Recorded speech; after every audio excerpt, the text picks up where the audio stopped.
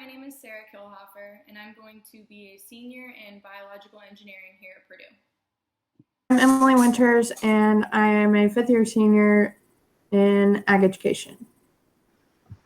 All right, and then for our project this summer, we decided to focus on children from various social classes that feel divided from their peers due to cultural, ethnic, and financial differences. So we feel like this was an important topic because there is a large impact on someone's culture and their ethnicity and how it perceives from the public eye. And it also looks at the different financial status of how someone is viewed. And we figured it would be important to look at children and view how they're perceived by each other and see how it can affect even adults to this day.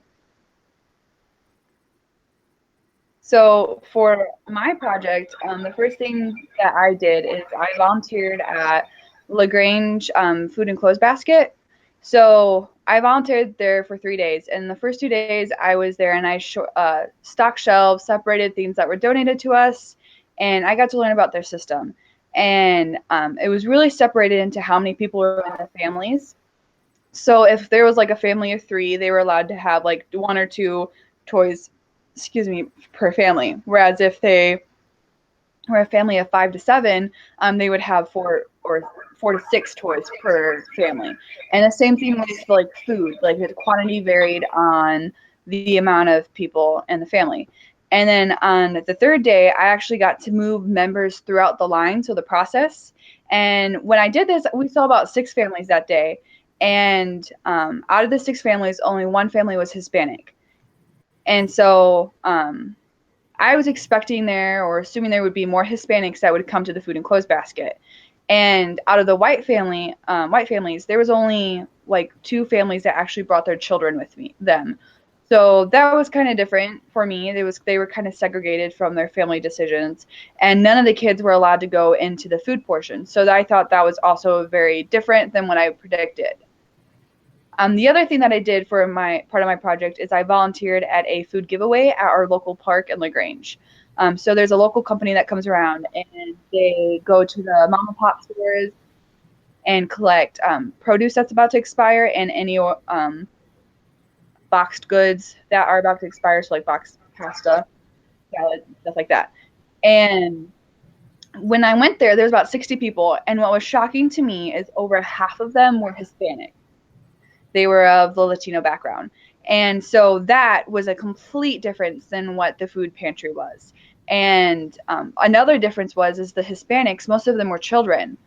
They were at least under 16, but they were all families. And they would have the younger children go through first with their bags. And then they would go back to like the grandparents and go through and translate for them. And this was different than the white families that were there because they just went together as a family, and none of them communicated together. They were just solely there for food. And the Hispanics were clearly at a lower financial status. In our community, we have a lot of farmers, and they'll hire the workers from Texas or Mexico itself. They'll come up for 2 months and then they'll go back. And so that there is like a completely different status than someone that goes to the food pantry because they have to be a citizen of LaGrange County for X amount of months to a year. And that is a different completely background. And so an assumption I had going into this was that there would be a large quantity of families that would attend the food pantry. And that was not the case. There was 1 or 2 families that came in as a family with their children, and the rest of it was just adults. And so there's like kind of segregation from the family, not per se like from children to children. But then at the post basket line, the Hispanic children and the white children did not mingle at all. So that was a separation there. I can kind of relate this back to the article I read. The article that I read was was titled "Spanish and English Speaking Client Perceptions for Choice Food Pantries." So it was for a specific pantry company, but it had some broad generalizations that we could apply to this. And one is as English-speaking people tend to have a better quality and more access to food than minorities. And this was supported in my experiences, because the Hispanics were going to the food giveaway where the food was almost expired, whereas all the whites were going to the food pantry where food was fresh, brand new. And so there's the difference. The children are getting access to poor quality food because they're Hispanic rather than if they are white. So we could apply that to our research paper. And also, another thing we could apply to is the Hispanic children. They were more comfortable going back and speaking with their own family rather than going to a food pantry and speaking with volunteers. So that was a difference that I noticed as well. For my cultural immersion project this summer, I decided to look at the growing Hispanic population within my community. So I'm from a small suburb of Chicago. It's northwest of Chicago. It's called Crystal Lake. And it's a very predominantly white area. Growing up, I had very few classmates of different ethnic backgrounds than my own. And I learned that recently, in the past 15 years, the Hispanic population has grown exponentially. The elementary school that I went to, that used to be almost 100% white students, now has over 50% Hispanic students. So I wanted to try to immerse myself within this community.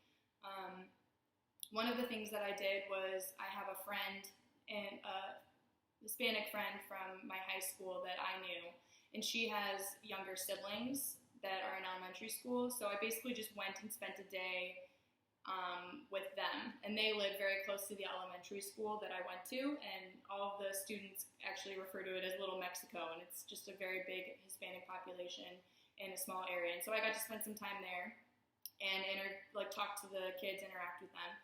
And then I invited them to the event that I did the following week, which was actually at the elementary school, and I built a peace path, which is essentially just a path that you paint on the playground, but it has steps for the students' feet where they stand across from each other and they communicate with each other, and it basically promotes constructive conversation and to talk about what they're feeling. So we did that, and I wanted to do it with the children so that they kind of had a sense of ownership about it, and I talked to them about that. And so I did it I had a class that I was able to coordinate with, so they helped with that, as well as some of the friends that I made in the Hispanic population came as well. So we did that and got to talk through that. And then I also was able to interview a couple of parents in the parent-teacher organization, as well as the teacher for the class. And something that I found overall out of all of that data collection was that the students, when interacting, whether they were Hispanic or white, they really seemed pretty cohesive. Sometimes there were some language barriers, but it was very accepted. It was very positive, and I didn't really see that much of a barrier there. As for when I interviewed the teacher and the parents, and I was asking them questions about it, they had a lot more of it wasn't negative, but a little bit more of a prejudice that things were pretty separate still, and that it wasn't quite meshing entirely. So I thought that was interesting, and I think that was something that one assumption that I made was that it would still be a little separated for the children, that they would they would kind of be hanging out in their groups, and I didn't find that at all. And so that was something that my assumption was wrong, and I think that it was really great to see, but I think since they were so young, they didn't have that yet. So my source that I chose is about children in different social classes. So that's something else that is another level of data collection that I can take from, and I can tie it into my project, just because they live on a different side of town than I ever grew up in. It's very separated still within the community, but my article is on that, and so I think that'll be a really good, and how students of different social classes look at how they view themselves, as well as how they view other students and their peers. So I think that we'll be able to tie that in nicely, and it'll work well with what Victoria and Emily have as well. Awesome. So with my CIP project that I did, I went to the local YMCA here in Grant County, and did my own little project with them. There's a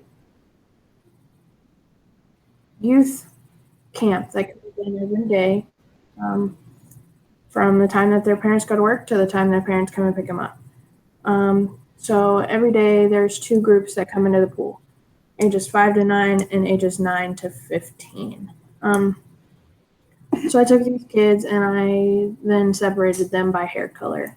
The darker haired kids got to go get in the pool and have fun. The lighter haired kids were able to sit on the pool deck and watch the dark haired kids play in the pool. This went on for about 10 minutes with the first group.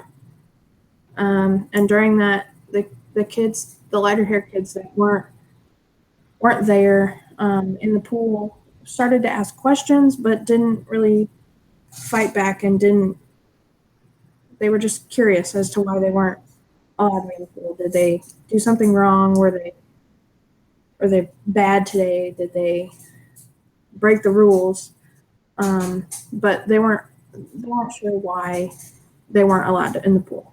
Then with the second group, ages 9 to 15, which is a pretty big age difference. And I was a little apprehensive when I started this group. But I did the same thing. I split them up between hair color. The darker haired kids were allowed to get in the pool. The lighter haired kids had to sit on the deck and watch them swim. This group was a little bit different.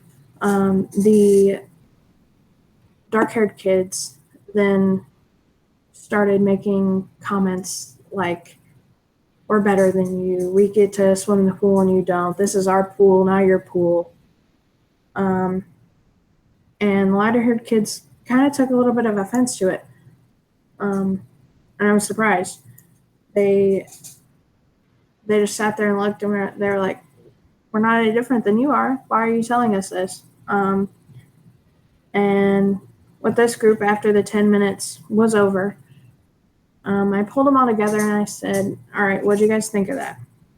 Why do you think I had you guys do that?" And they eventually got around and it clicked that it was about discrimination. And coming from the area in Grant County, Indiana that I was in, there's a very big African American community, and very lower class. Discrimination happens all the time. And these kids see it every day. And they realized that they were needing to come in and play fair and treat everybody how they want to be treated, and treat everybody fairly, with respect. So with this, I learned that kids or children are sometimes unaware of how they are treating other people and how discriminating they may sound or they may act. Especially with the older kids, they had no idea that what they were doing was hurting someone else's feelings or could be hurting someone else's feelings. An assumption that I made before starting this project was that the younger kids would have had a bigger problem with it than the older kids did. This was mind-blowing when the older kids started doing more started getting more involved than the younger kids did. The younger kids were just like, "Why are you doing this? But are we done yet? Can we get in the pool?" The older kids were fighting back. The more privileged ones that were able to get in the pool were saying things like I said before, "This is our pool. You can't get in our pool." And then the other kids that weren't able to get in the pool were hurt by that. So it was kind of eye-opening. And I'm going to tie this back to the article I read previously, and It is titled Racial Disparities and Discrimination in Education. One quote stuck out to me in this article, and it is, "The richer get richer and the poorer get poorer." This, I think, ties my project completely back together. The kids that were able to get in the pool were having more fun, were enjoying their pool time, were getting their full time, and then the kids that weren't allowed to get in the pool were pouting about it, were not, they didn't want to do anything. They were upset. They were not having any fun. So I think that the richer get richer and the poorer get poorer just completely relates to that situation. So they match up perfectly, and that's all I have. All right. So all this information we relate back to our research project because it supports our thesis that states children that come from different cultures and different social classes are often affected from their peers. And my evidence supports that the Hispanic families were pulled away from the white families, and they weren't lines. And but then Sarah's was, well, they were mingling together when they were younger, but then they separate when they get older. And so this is like a whole different project, and it opened our eyes that due to their culture and due to their ethnicity and due to their financial differences and status, the children are pulled away from their peers. And this can be great data and great support for our research paper when we try to argue this statement even more. Yeah.